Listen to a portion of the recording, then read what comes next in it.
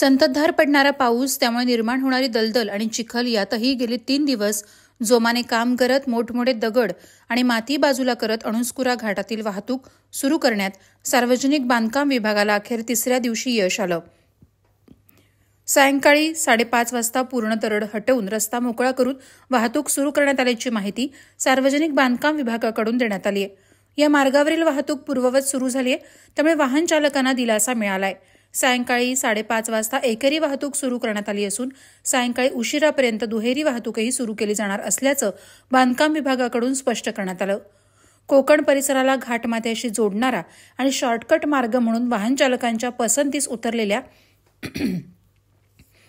अणुस्कुरा घाटामध्ये शनिवारी 24 ऑगस्ट रोजी पहाटेच्या दरम्यान दरड कोसळल्याची घटना घडली. घाटातील पिकनिक स्पॉटपासून वरच्या बाजूला काही अंतरावर ही दरड कोसळली होती. त्यामुळे अणुस्कुरा घाटातील वाहतूक पूर्णपणे ठप्प झाली. याची माहिती मिळताच सार्वजनिक बांधकाम विभागाकडून रस्ता वाहतुकीसाठी मोकळा करण्याचं काम शनिवारी सकाळपासूनच हाती घेण्यात आलं.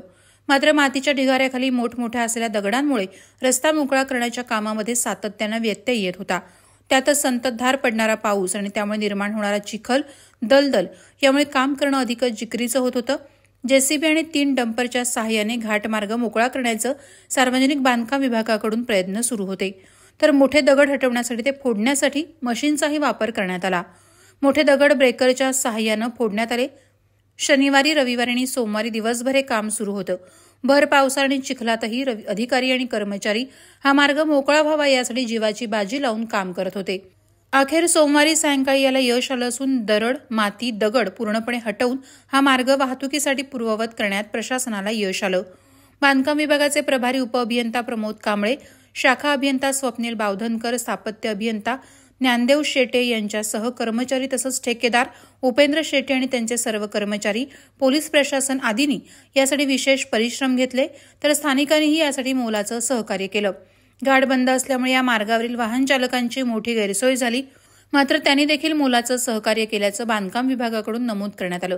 राजापूर तहसीलदार सौ शीतल जाधव यांनी या घटनास्थळी भेट देऊन पाहणी करत अधिकारी आणि कर्मचाऱ्यांना सूचनाही दिल्या होत्या. सार्वजनिक बांधकाम विभागाचे अधिकारी आणि कर्मचारी यांच्यासह या घाटातील वाहतूक सुरळीत सुरू व्हावी यासाठी गेले 3 दिवस प्रयत्नांची पराकाष्ठा करणाऱ्या सगळ्यांचेच कौतुक होत आहे. प्रहार डिजिटलसाठी नरेंद्र मोहिते, राजापूर.